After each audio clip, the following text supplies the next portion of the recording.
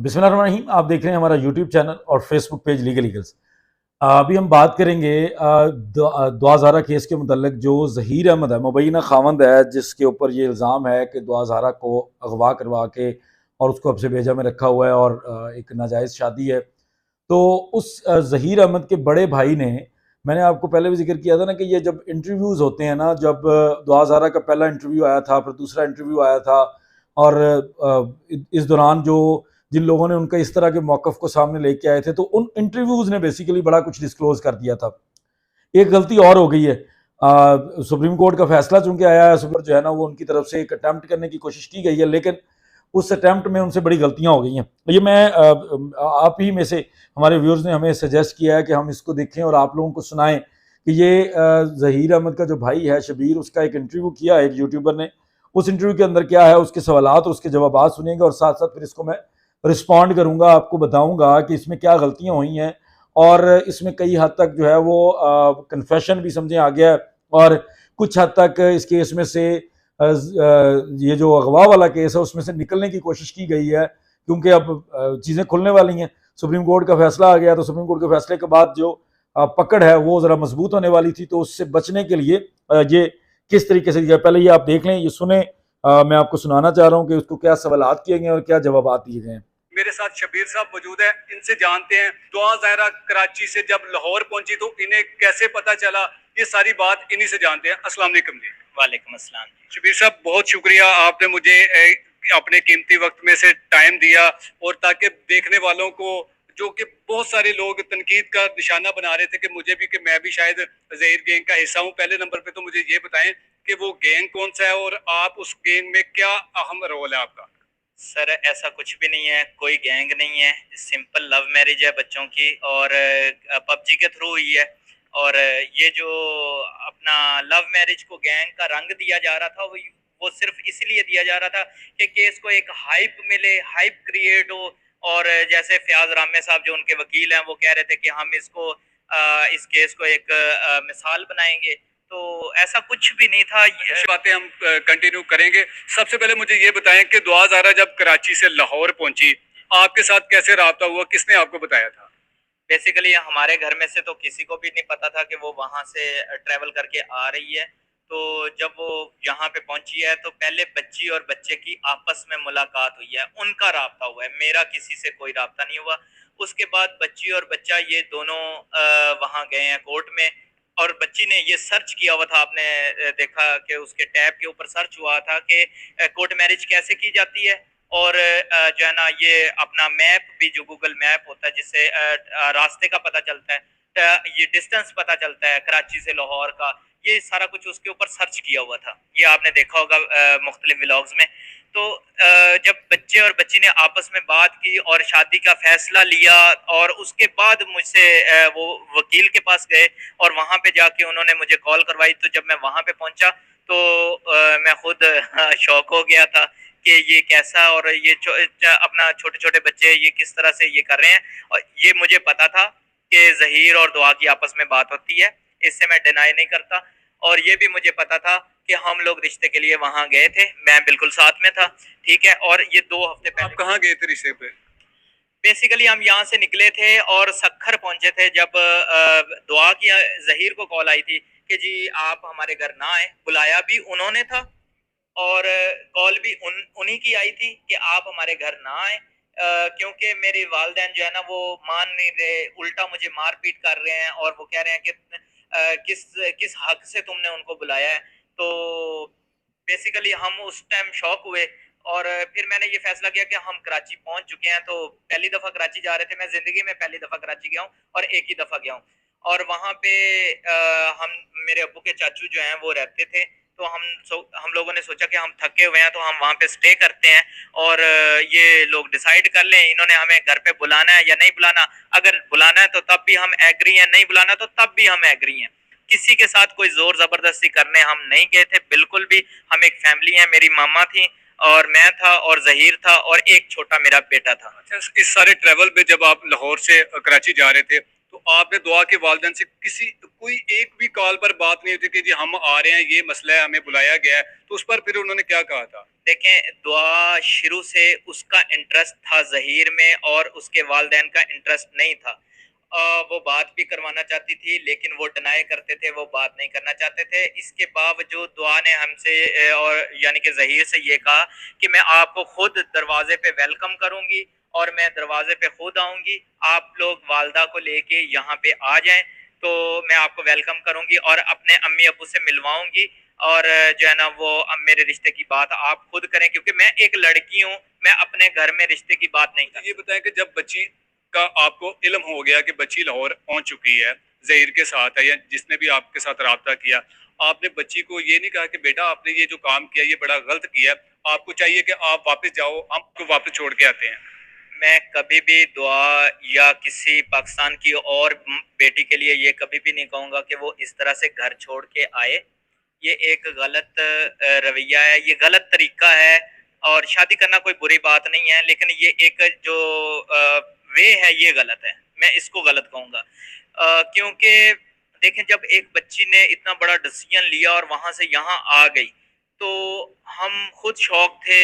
उस दिन हमारे घर की हालत कुछ अजीब सी थी, और मेरी वालदा ने जो है ना वो उसको समझाने की कोशिश की, क्योंकि वो एक बच्ची है और मेरे लिए वो अननोन थी, मैं उसको जानता भी नहीं था। तो देखा हुआ था या मतलब उससे मेरी कोई बात नहीं हुई थी, तस्वीर में देखा हुआ था। तो मेरी वालदा ने उसको बहुत समझाने की कोशिश की, मेरी वालदा ने हाथ भी जोड़े उसके सामने, लेकिन वो उसने जो आगे से जुमले कहे नाज़रीन वो ये हैं कि मुझे आपने कत्ल करना है तो यहीं पे कत्ल कर दें, मैं वापस जाने के लिए बिल्कुल नहीं आई, मैंने ज़हीर के साथ रहना है और मैं इससे शादी करना चाहती हूँ। और वो रो रो के माफिया मांगने लग पड़ी वालदा के सामने, और वो भी एक माँ है और दुआ ज़हरा की भी जो वालदा है वो भी एक माँ है। तो माँ के दिल में क्या गुजरती है वो एक माँ ही बेहतर जान सकती है। जिस वजह से फिर हमारे पास जो लास्ट ऑप्शन थी वो ये थी कि हम इसका निकाह करवा दें। उसके बाद बहुत सारे निकाह होते हैं, हाई कोर्ट्स भरी पड़ी हैं इनसे, और कम उम्र लड़कियों के निकाह भी होते हैं, लेकिन उसने हमें ये बताया था कि मेरी उम्र 17 से 18 साल है और मैं आईडी कार्ड की कॉपी लेके आई हूँ, अपने वालिद साहब की, अपनी वालदा की, अपना बर्थ सर्टिफिकेट भी वो लेके आई थी, और अपना वैक्सीनेशन कार्ड भी वो साथ लेके आई। ये 4 चीजें वो साथ लेके आई थी। इसके अलावा और क्या क्या चीजें वो लेके आई थी? इसके अलावा जी उसका एक छोटा सा ब्लैक कलर का पर्स था, जो बच्चियों का सामान होता है मेकअप का, वो था बस। कोई कीमती चीजें कुछ ऐसी? खुदा गवाह है कि कोई भी कीमती चीज वो नहीं लेके आई, ना पैसे, ना जेवर, ना कोई चीज। और इस बात का हमने शुक्र अदा किया, लेकिन ये हमें पता था कि वो कोई भी चीज नहीं लेके आई।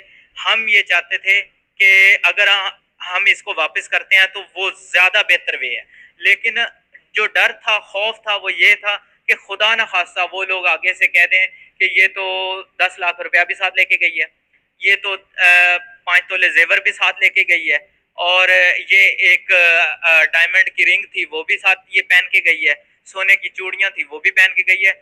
लेकिन खुशी हुई जब उनके माँ बाप ने ऐसा कुछ भी इल्जाम हमारे ऊपर नहीं लगाया, और जो है ना हम उस टाइम निकाह हो चुका था, तो हम कुछ कर नहीं सकते थे सिवाय इसके कि हम उनसे राब्ता करते और उनसे कहते कि आपकी बच्ची हमारे पास है और आप आके हमारे साथ बातचीत करें।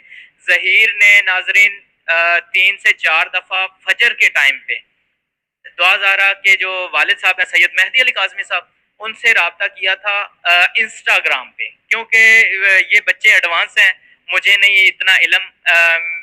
वो इंस्टा पे राब्ता करते थे, वो व्हाट्सएप पे कॉल्स करते थे, और दुआ ने जब ये बच्ची आई थी मैंने इस सारी बातें दुआ के कराची से लाहौर आने के बाद की हैं? जी जी बिल्कुल, निकाह के होने के बाद की? निकाह होने के बाद की हैं। जो निकाह होने से पहले है वो मैंने दुआ से कहा था कि बेटा आप अपना वालदा का नंबर दे दो ताकि वो भी आपकी शादी में शरीक हो जाएं, लेकिन वो नहीं मानी।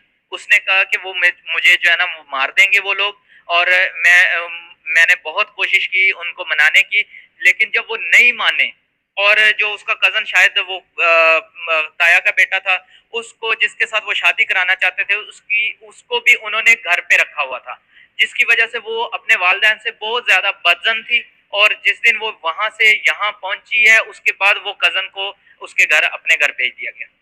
आपने सुना जो अब इसमें मेन पॉइंट्स हैं, जो बड़ी बड़ी गलतियां हैं, जो मैंने आपको पहले जिक्र किया कि गलतियां कर रहे हैं ये लोग, और इसी इंटरव्यूज़ के चक्कर में कर रहे हैं। एक फेम मिल रही है, एक माहौल बना हुआ है कि मौका मिल रहा है स्क्रीन पे आने का, और इस तरह की चीज़ों के चक्कर में वो बेवकूफ़ी कर रहे हैं और उसके में मज़ीद गलतियां कर रहे हैं। सबसे पहले उसने कहा जी कि मुझे तो पता भी नहीं कि वो कैसे आई, कहाँ पहुंची, ये वो, क्योंकि असल सवाल जो हमारा है, जहाँ पे हमारी सुई अड़ी हुई है अभी तक, कि यार वो कैसे पहुंची है, किसी ने इन्वेस्टिगेट नहीं किया, क्या सीन हुआ, वो आ रही है पूरा सारा टाइम, ये वो, उसका किसी को नहीं पता। अच्छा जी, वो अचानक वहां से निकल पड़ी और उसने बस फैसला कर लिया, निकल पड़ी हूँ और मैं जा रही हूँ, और उसको फरिश्ते उतरे हैं रात को, फरिश्ते ऑटो की शक्ल में आ गए, ऑटो ड्राइवर की शक्ल में, टैक्सी ड्राइवर की शक्ल में, और लोग उसको पहुंचाते जा रहे हैं, पहुंचाते जा रहे हैं, और वो यहाँ तक पहुंच गई। उसके बाद वो कहता है कि मुझे तो पता ही नहीं, मुझे जब पता चला बाद में, और तो अब जो सबसे इंपॉर्टेंट चीज़ है, अगर आपके घर किसी की बच्ची इस तरह आ जाती है और बहुत छोटी उम्र की बच्ची है, आपको नजर आ रहा है कि बच्ची छोटी उम्र की है, और उससे भी पहले अगर आपको पता है कि बच्चा इस तरह से, इस तरह की एक्टिविटी में मुलवस है, एक छोटा सा बच्ची के साथ जो है वो उसको ट्रैप कर रहा है, तो पहले तो आप अगर शरीफ हो, आप समझदार हो, आप लोग जो है ना वो इन चीज़ों को, अखलाकियात को, इन सारी चीज़ों को समझते हो, तो आपको वहीं पे कंट्रोल करना चाहिए था। आप खुद नहीं कर सकते थे तो दुआ के वालिदैन को आप अप्रोच करते, और ये अब आप ड्रामे करें कि दुआ के वालिदैन तक आपकी रसाई है ही नहीं थी। पहले आप लोगों की तरफ से, मुख्तलिफ लोगों के मैंने ये व्लॉग सुने हैं जिसमें ये भी क्लेम किया गया था कि हमें उन्हें वहाँ पे बुलाया था, हम कराची गए थे रिश्ता मांगने, और वहाँ से हमें जो है ना वो हमें हमसे मिला नहीं गया, और उनकी तरफ से बताया गया था कि हमारा कभी इनसे कोई राब्ता नहीं है, हमें नहीं किसी चीज़ का इल्म। और वो इस बंदे के मुंह से अब निकल गया कि उससे पूछा गया कि जनाब आप लोगों ने उनको अप्रोच किया था, फैमिली को, जब ये सारा मामला चल रहा था, तो वो कहता जी बिल्कुल अप्रोच किया था, हम सखर पहुंचे थे, पता चला कि ना आए, ये वो। कौन बता रहा है जी? वो दुआ ज़ारा बता रही है, क्योंकि बच्ची उनके हाथ में है, बच्ची उनके पास है। अब जो बातें उन्होंने करनी है, अलज करनी है, जो इल्ज़ामात लगाने हैं, पहले उन्होंने डायरेक्ट लगा के देखे। कई लोगों ने मेहदी अली काज़मी के ऊपर डायरेक्ट इल्ज़ामात लगाए, लेकिन उन इल्ज़ामात का जवाब जो है वो उनसे पहले लोग दे देते थे, मेहदी काज़मी साहब से पहले ही लोग दे देते थे कि यार ये क्या फजूल सवाल है, क्या फजूल इल्ज़ाम है, तो वो इल्ज़ाम साबित नहीं हो रहा था। तो अब उन्होंने क्या किया है कि नई गेम एक तो सेट की है कि दुआ ज़ारा के मुंह से ना हर इल्ज़ाम उसकी तरफ से लगा दिया जाए कि जी हमें दुआ ज़ारा ने कहा, और जी पूरा ख़ानदान चल पड़ा। मतलब अब अंदाजा करें कि एक बच्ची एक बच्चे को कह रही है कि आ जाए मेरा रिश्ता मांग लें, और कोई वालदैन का पता नहीं, कोई अता पता नहीं, किसी चीज़ का बिल्कुल आइडिया नहीं, और आप चल पड़ते हैं लाहौर से लेके कराची तक। और जब हम सखर पहुंच गए थे, पता चला कि इनकार हो गया। फिर हमने कहा ठीक है, हम कराची जाके रुक गए, और हमने कहा जी ठीक है, मिलना है मिल लें, नहीं मिलना तो भी ना मिले, हम तो कोई जोर जबरदस्ती करने नहीं आए थे। भैया आप लोग जोर जबरदस्ती नहीं करने आए थे तो और क्या करने आए थे?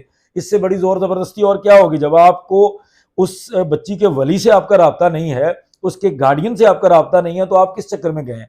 उसके बाद आप कह रहे हैं कि जनाब वो लड़की की टैब में सारा कुछ खुला हुआ है, कोर्ट मैरिज कैसे करते हैं, फलां कैसे, अच्छा ये सारा कुछ दुआ प्लान कर रही है। मैं अगेन आपको कह रहा हूँ ना, वो दुआ की तरफ सारी चीजें सेट करके, क्योंकि अब मेडिकल रिपोर्ट ये वो सारा कुछ होना है सुप्रीम कोर्ट के फैसले के बाद, तो चीजों को उसमें से भागने के चक्कर में सारी चीजें जो है वो दुआ के ऊपर शिफ्ट करने की कोशिश की जा रही है। अच्छा उसके बाद जनाब मुझे तो तब पता चला जब वो वकील के पास पहुंच गए, वो डायरेक्ट जनाब निकले हैं और वकील के पास पहुंच गए हैं और शादी करने लग गए हैं। अच्छा शादी करने लगे हैं, आपकी कोई जिम्मेदारी नहीं थी, आपके पास घर में आए हैं तो आपको सबसे पहले क्या करना चाहिए था? उनके वालिदैन को इन्फॉर्म करना चाहिए था, वो आपने नहीं किया। अब कैसे ये कह सकते हैं कि सिर्फ बच्ची ने कह दिया कि देखें आप प्लीज मेरे वालिदैन को इन्फॉर्म ना करें, और अगर आप करेंगे तो वो पता नहीं मुझे मार डालेंगे, आप भी कत्ल कर दें मुझे, ये वो एक बड़ी जबरदस्त स्टोरी बनाने की कोशिश की।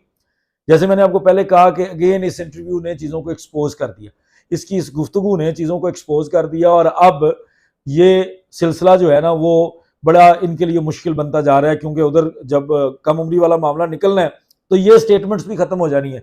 कम उम्र बच्ची के साथ आप इस तरह की चीज़ें अलग नहीं कर सकेंगे कि वो बच्ची सारा कुछ प्लान कर रही थी, बच्ची लाहौर का वकील प्लान कर रही थी कि कोर्ट मैरिज यहाँ आके करनी है, वो बच्ची ने सारा कुछ प्लान किया हुआ था।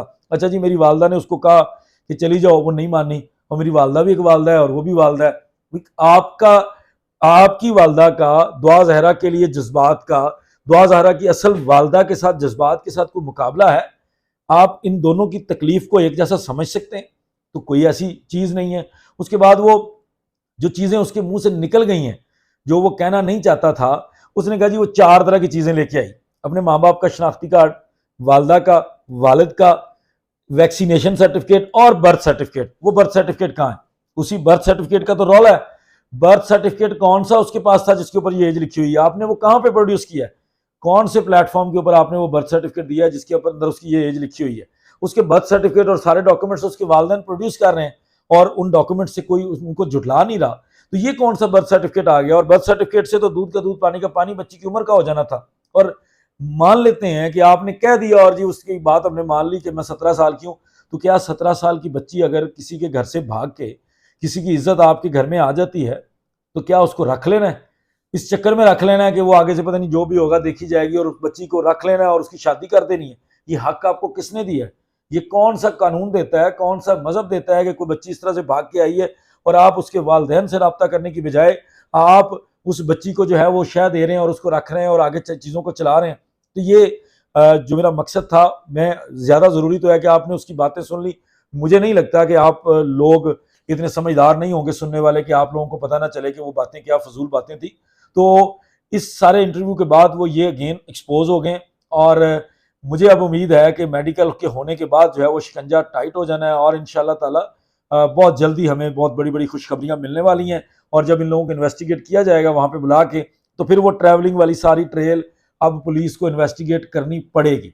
और मज़ीद इसके ऊपर मैं मज़ीद जो भी मेरी इन्वेस्टिगेशन होगी मैं उसको अपने तौर पर जो इसकी तहकीक कर रहा हूँ वो मैं आपके साथ ज़रूर शेयर करूँगा। तब तक मुझे इजाज़त दें, बहुत शुक्रिया, अस्सलाम वालेकुम।